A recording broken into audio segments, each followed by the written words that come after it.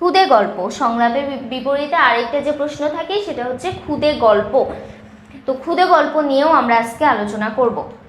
খুদে গল্প কি? খুদে গল্প বলতে আমরা সংক্ষেপে একটু নিজের মতো করে বোঝার চেষ্টা করি। খুদে গল্প, খুদে মানে কি খুবই ক্ষুদ্র, গল্প মানে কি গল্প। কোনো একটা বিষয়ের উপর যদি তোমাদেরকে লিখতে বলা হয় সেটার উপর আমরা ক্ষুদ্র করে মানে ছোট করে একটা গল্প উপস্থাপন করে দেব। এবং গল্পটি কেমন হবে? অবশ্যই গল্পটি হবে খুবই গোছানো, সেখানে কোনো দুর্বোধ্যতা থাকবে না, সেখানে সাধুচলিতের মিশ্রণ থাকবে না, সেখানে আমরা সহজ সাবলীল ভাষায় লিখব, কাটাকাটি করব না, পরীক্ষায় ভুল কোনো বানান লিখব না, শুদ্ধ শব্দের প্রয়োগ ঘটাবো। এটাই হচ্ছে খুদে গল্প।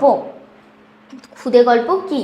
আমরা একটু ব্যাকরণিক দিক থেকে চিন্তা করি যে একটি জীবনের খণ্ডচিত্র যখন অল্প পরিসরে অসামান্য ব্যঞ্জনায় ধরা দেয়, একটি জীবনের খণ্ডচিত্র। ওকে, খুদে গল্পের বৈশিষ্ট্য হচ্ছে এখানে সংক্ষিপ্ততা। খুদে মানে কি? সংক্ষিপ্ত, ছোট। তো সংক্ষিপ্ততা, অপ্রয়োজনীয় বর্ণনা এড়িয়ে সরাসরি মূল ঘটনায় প্রবেশ করতে হয়। অপ্রয়োজনীয় কোনো বর্ণনা আমরা দিব না। একমুখী প্রভাব, একটি মাত্র কেন্দ্রীয় ঘটনা বা অনুভূতিকে কেন্দ্র করে গল্পটি আবর্তিত হয়। তোমাদেরকে যে ঘটনাটা লিখতে বলা হয় সেই ঘটনার উপর ভিত্তি করে তোমরা খুদে গল্পটি লিখবে। আর অতৃপ্ত সমাপ্তি, রবীন্দ্রনাথের ভাষায় শেষ হইয়াও হইল না শেষ, পাঠকের মনে রেশ রয়ে যায়। আমরা সুন্দর করে একটা সমাপ্তি দিব যেটা পাঠক শেষ অবধি যাতে বিষয়টা পড়ে একটি গভীর অনুভূতি প্রকাশ করে, তার যাতে ভালো লাগে, এই জন্য আমরা এর শুরু এবং শেষ অবশ্যই সুন্দর করে লেখার চেষ্টা করব। গল্পের প্রধান যে উপাদান, শিরোনাম, আকর্ষণীয় গল্পের সারসংক্ষেপ বহনকারী নাম। অর্থাৎ শিরোনাম আমাদেরকে দিতেই হবে। শিরোনামে মনে করো তোমাদের 1 মার্ক রয়েছে, এরকম শিরোনাম খুব সুন্দর করে লিখতে হবে। এরপরে চরিত্র, এক বা সর্বোচ্চ 2টি কেন্দ্রীয় চরিত্র থাকা বাঞ্ছনীয়, বেশি চরিত্র আমরা দিব না। আমাদের একটি ঘটনা ঘটেছে, সেই ঘটনাতে এত অমুক তমুক এত মানুষ রয়েছে, সবার চরিত্র আমরা এখানে প্রকাশ করব না, শুধুমাত্র 2 জন ব্যক্তির চরিত্র আমরা এখানে করতে পারি। তো পটভূমি, অল্প কথায় পরিবেশ তৈরি করা। এখানে বাঞ্ছনীয় বলতে তোমরা 1 জন ব্যক্তির চরিত্র ব্যবহার করতে পারবে না, তোমাদেরকে সর্বোচ্চ 2 অথবা এর থেকে 2-3 জন এরকম করতে পারো, খুব বেশিও না আবার খুব কম ব্যক্তির চরিত্র আমরা এখানে আনবো না। তো পটভূমি হচ্ছে অল্প কথায় পরিবেশ তৈরি করা, অল্প কথার মাধ্যমে আমরা সুন্দর একটা ভাব তৈরি করব। এরপর শীর্ষবিন্দু বা ক্লাইম্যাক্স, গল্পের সবচেয়ে নাটকীয় মোড়। শীর্ষবিন্দু হচ্ছে গল্পের সবচেয়ে নাটকীয় মোড়, যেটা গল্পটা পড়তে পাঠককে আরো বেশি অনুপ্রাণিত করে। পরীক্ষার জন্য কিছু জরুরি তথ্য। 10 নম্বর বরাদ্দ যদি তোমাদের 250 শব্দ সীমায় তোমরা একটি খুদে গল্প লেখো।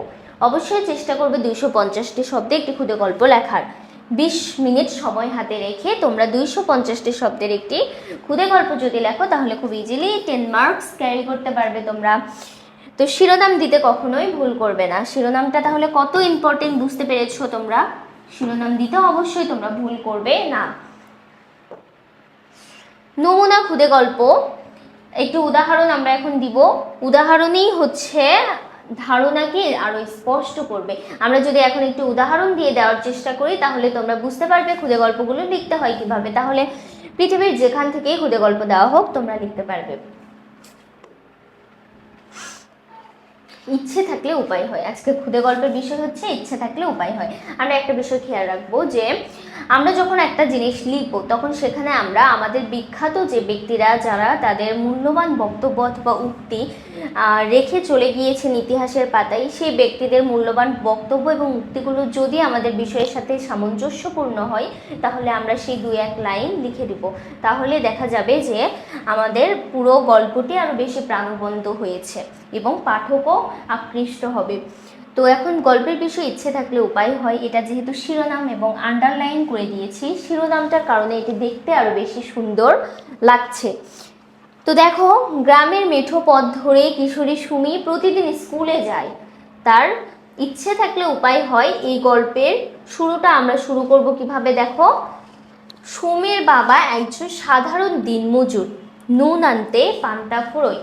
অর্থাৎ তারা হচ্ছে সাধারণ, খুবই সাধারণ মানুষজন, তাদের দিন যাপনও খুবই সাধারণ ছিল। তবুও সুমির দু চোখ ভরা স্বপ্ন, সে বড় হয়ে ডাক্তার হবে, গ্রামের গরিব মানুষদের সেবা করবে। সে গরিব হতে পারে, কিন্তু তার স্বপ্নটা তো কোনো ভ্রান্ত কিছু না, তার স্বপ্নটা অনেক বড়। সে অবশ্যই তার স্বপ্ন পূরণ করতে পারবে যদি তার মধ্যে আত্মবিশ্বাস থাকে। তো তার স্বপ্নটা অনেক বড়। এসএসসি পরীক্ষার ঠিক আগে সুমির পরিবার বড় এক সংকটে পড়লো। এমন এক সংকটে, এসএসসি পরীক্ষার আগেই যেটা ঘটতে হলো, বাবার শরীরটা হঠাৎ খারাপ হয়ে গেল, কাজ করার ক্ষমতা হারালেন তিনি, বাড়িতে রান্নার চালটুকুও জোটে না।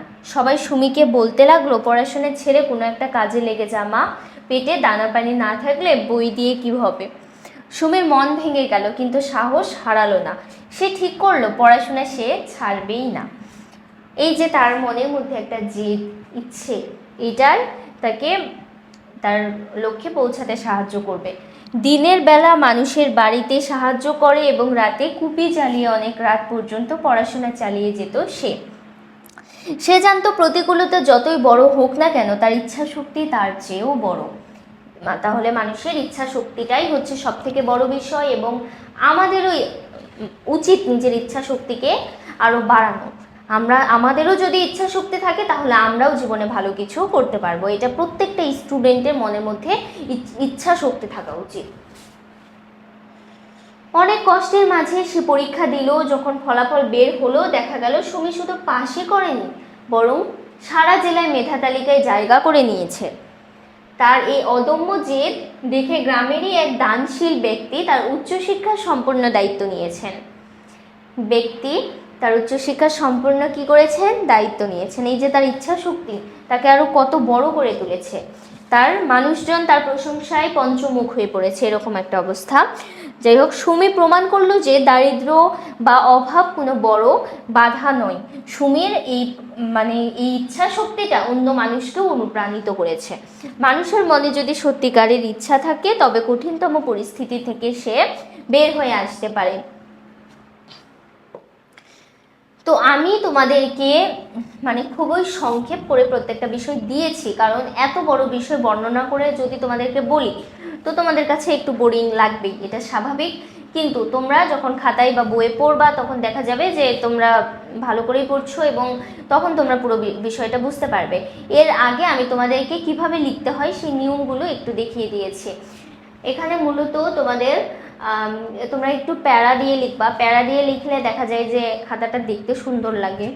আর নির্মিত অংশের মোটামুটি আমরা এর আগে অনেক ক্লাস দিয়েছি, এগুলোই মূলত শেষের দিকে টপিকগুলো ছিল। এরপরেও যদি তোমাদের কারো মনে হয় যে কোনো বিষয়টা নিয়ে বুঝতে অসুবিধা হচ্ছে, তাহলে আমি আবার বোঝানোর চেষ্টা করব, আবার ক্লাস দেওয়ার চেষ্টা করব। তোমরা অবশ্যই সেই বিষয়টা আমাদেরকে একটু জানাবে অথবা কমেন্ট করে জানাবে, তাহলে আমরা তোমাদেরকে পরবর্তীতে সেই ক্লাসটি আবার দেওয়ার চেষ্টা করব। তো ক্লাসটি এতক্ষণ দেখার জন্য তোমাদেরকে অনেক ধন্যবাদ। ভালো থেকো, সুস্থ থেকো। সবাইকে বিদায় নিচ্ছি আজকের এই ক্লাসে। আসসালামু আলাইকুম।